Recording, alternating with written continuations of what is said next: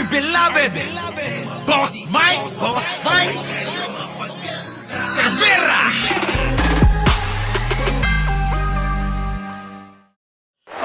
Eto na, yung dalawang mag-amo na dati masaya, dati nagkakaisa kasi kita nyo naman sa kanilang lamesa, yung pong sandamakmak na pera na talaga namang kahit si Joel Villanueva na nagsasanto-santuhan, abay naging demonyo kapag ito ay makita. Tingnan nyo mga kababayan. Tingnan nyo. Nagbabayad ba kayo ng cash? Ayan, no? Hindi po. Ruelda po, Your Honor. Bakit ang daming pera sa mesa? Yan, no? Hindi naman cash ang bayad. Tignan nyo ho mga kababayan ko. Sa dami ho ng pera na yan, mga kababayan, malamang ho kahit isang santong tulad ni Joel Villanueva, abay talaga naman, lalaki ang mata, kahit malaki na mata niya. Eto, tignan nyo. Pero yung proset, nagbabayad ba kayo ng cash? Yan po yung pera ng taong bayan, mga kababayan.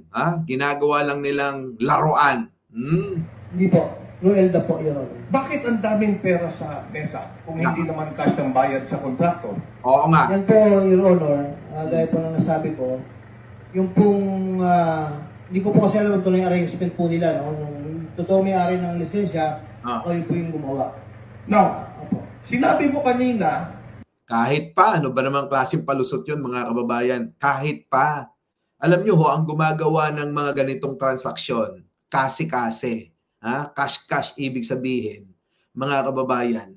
Yan po yung mga ayaw na magkaroon ng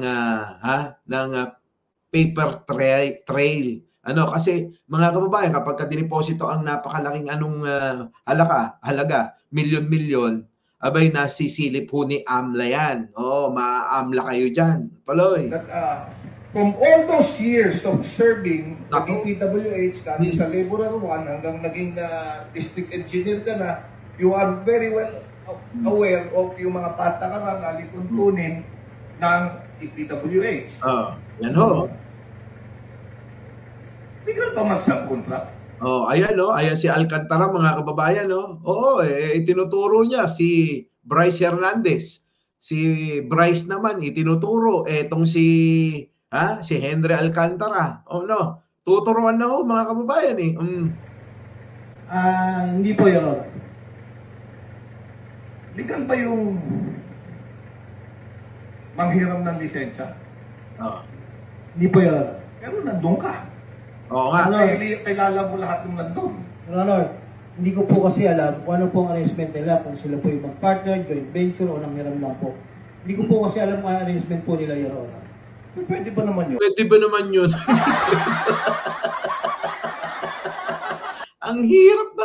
ang hirap talaga ilusot kapag kalungkuhan yung yung pinangangatiranan mo. Mahirap ilusot yan. Oo, kapag pagkakalokohan yung pinangangatiranan mo, mga kababayan. Grabe ito mga gago na to. Tuloy. Sa tagal-tagal mo doon at may nagbibid, maaari ba namang sabihin mo, sa tagal-tagal mo dyan, at maraming nagbibid, maaari ba namang hindi mo makabisado kung paano yung kalakaran ka mo? Itong mga gunggong na to, mga kababayan nakakatawa na lang. Tuloy. Dahil pagka nag-bid sila, malalaman mo kung joint venture yung kumpanyang nag-bid o isang kumpanya lang. Hindi ba gano'n yun? Your Honor, hindi po ako member po ng BAC, Your Honor. Kahit hindi ka member ng BAC. Oo, ito naman si namumutok na nga sa mukha mo yung mga ninakaw mo. Tangina, todo pa rin yung alam niyo yung kasinungalingan, alam niyo yung pagka may isang taong nagsisinungaling sa inyo at alam niyo na kasinungalingan yung sinasabi nito, mapapatangan na lang kayo no? Mapapatangan na lang kayo habang nagsisinungaling sa harapan ninyo yung taong alam niyo naman yung totoo, no? Tititigan niyo na lang sa mukha ng ganyan. Putik na ito mga hayop na to. Tuloy! Pwede ba namang hindi mo malaman kung kanino na-award yung isang proyekto? Oo nga. Dumadaan po sa akin yung mga recommendation po, Your Honor. Di malalaman mo kung joint venture kasi... Kaya nga, syempre dumadaan sa iyo yung recommendation, dokumento. Alam mo, di mo malaman. Oh, ituro na lang natin si Bryce. Siya ho, Your Honor, ang may alam, hindi ho ako. Putik. Kung joint venture yung kumpanya, may dalawang kumpanya na nagsama, tapos pipirma ka sa kontrata. Hindi ko naman po lahat na nare-review na po yan, Your Honor, pagdating po sa... Oh, kita nyo? Hindi daw niya nire-review daw lahat yon, Your Honor. O nung ano to? Itong sandamakmak na pera na to. Problema mo yun. Bakit hindi mo ni-review, no? Pero alam nyo, kalokohan ho yung mga hindi ni-review eh. O maaring hindi mo na nire-review kasi ang mahalaga yung makikickback mo. Di ba? O kadalasan ganun ho eh. Ay, wala na. Bayaan mo na yan. Basta malaga. Focus tayo rito sa magkano yung commission ko. Ayan, no? Siyempre, kung ganyan ba naman mga kababayan, ano, ang makikita... Nagbabayad ba kayo ng cash? Di ba? Ang dami, no, mga kababayan ko. Siyempre, focus ako dito. Magkano kaya magiging commission ko? Di ba? Yan, no, tignan nyo. Mga gunggong tong mga to eh. Hindi po. Ruelda po, Your Honor. Bakit ang daming pera sa mesa kung hindi naman cash ang bayad sa kontrakto? Hindi po pwede kasing ibayad, cheque. O kaya, idiretso, i-deposito sa bangko. Hindi pwede. Kailangan kasi para hindi nga matunton kung saan nagmula yung kayamanan na meron sila ngayon. Ano? Yan. Yan po, Your Honor, gaya po na nasabi ko, yung pong, hindi ko po kasi alam ito na yung arrangement po nila, no? Totoo may-ari na... Puro kasi nungalingan niya, mga kababayan. Dito naman tayo sa kanyang bata. Ha? Ito yung bata niya. Pasok. Mr. Chair, ako po si Bryce Erickson Hernandez, dating Assistant District Engineer ng Bulacan 1st District Engineering Office. Ako po ay na-contempt kahapon sa Senate Blue Ribbon Committee. Habang ako po ay nakadetain, nakapag-isip po ako at nagdesisyon na maglabas ng ilang nalalaman ko sa flood control project. Ano base yan? po sa aking natatandaan sa ngayon. Tama po si Senator Lacson. Ang mga tama talaga si Lacson. Ang taong bayan, tinitignan si Lacson kung paano ito sumistema ng mga sasabihin sa taong bayan. Di ba? Alam kasi ang mga tao, alam nila kung sino yung nagsasabi ng totoo at hindi. Alam ng taong bayan kung nagsisinungaling ka o ikaw ay nagpapalusot lang. Alam ng taong bayan kung ikaw may pinoprotektahan sa ginagawa mong hearing na yan tulad ni Marcoleta. O di ba? Bistado naman talaga na talagang meron po siyang pinoprotektahan doon sa ginawa niyang pagdinig sa dati niyang komite, yung Blue Ribbon Committee. Di po ba? Tuloy. Engineers ng DPWH ay tila naging legman o bagman na lang. Kung tatanungin niyo po ako kung sino o kanino kami naging bagman, sagutin ko na po ngayon. Ito na nga. Ito na ho yung nangyari kahapon. Tila nagiging legman, bagman, hindi ba matagal ko nang sinasabi sa inyo na itong mga ito, mga kababayan, utusan lang ng mga politiko. Ang tagal-tagal ko sinasabi. Kita nyo, inamin. Itong mga ito, utusan lang ng mga politiko.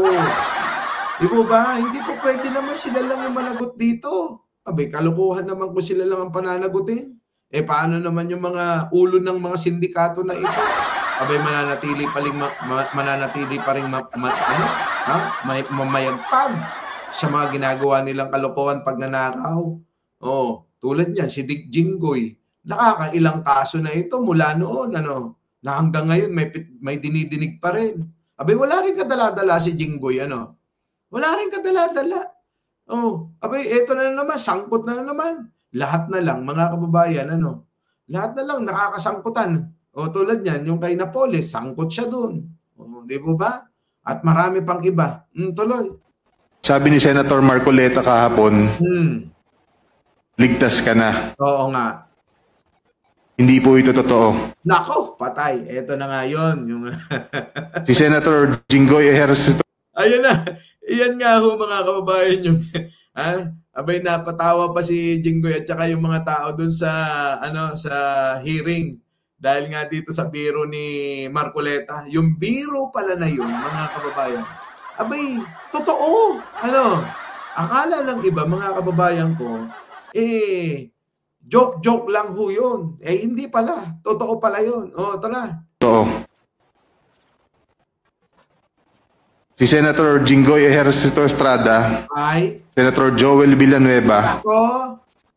Yusek Robert Bernardo, at D. Alcantara. Si Senator Jinggoy po. Nilaglag niya. Nilaglag niya na yung kaibigan, boss, amo niya. Si Alcantara, sinama na, mga kababayan. Sila raw yung mga magkakasapakat, mga kababayan. Tingnan nyo panoorin nyo nga muna ng buo. Dito dyan. Game. Bryce. Kanta lang ng hindi sintonado. Laglag mo na silang lahat. Panoorin nyo. Tama po si Senator Lacson na ang mga engineers ng DPWH ay tila naging legman o bagman na lang. Kung tatanungin niyo po ako kung sino o kanino kami naging bagman, sagutin ko na po ngayon. Sabi ni Senator Marcoleta kahapon, ligtas ka na. Hindi po ito totoo. Ano totoo? Ano totoo? Sabi mo na. Si Senator Jinggoy Ejercito Estrada, Ay. Senator Joel Villanueva, Ay. Yusek Robert Bernardo, at D. Alcantara. Yan. Si Senator Jinggoy po ay nagbaba ng 355 million ngayong 2025 sa mga ilang projects sa Bulacan. Nako. Kita nyo ho, mga kababayan ko. Si Jinggoy ho ay 355 million. Kickback daw di umano ng 30%. Kayo na ho ang bahalang mag-compute kung magkano yun. Tapos ho, eto namang si Villanueva, mga kababayan, mga kababayan ko, siyempre hindi magpapadaig yun. 600 million naman yung pong ipinasok para sa mga flood control ghost project, mga kababayan. Siyempre, 30% din yun. Kayo na ho, bahala. Tapos, may 30% si Jinggoy. Tapos, yung iba, kung sino pa yung kukubra. Tapos po, mga kababayan, yung sa kanila Bryce, kila Henry Alcantara, kickback din yung mga yan. Hanggang sa wala na hong matira. Kaya nagiging ghost project siya, mga kababayan. Kasi wala na hong gagastusin. Pinagparty-partihan na ho nila eh. Di po ba? Anong klase? Putik na yan, Yan, sige, maglaglagan kayo. Our beloved Boss Mike.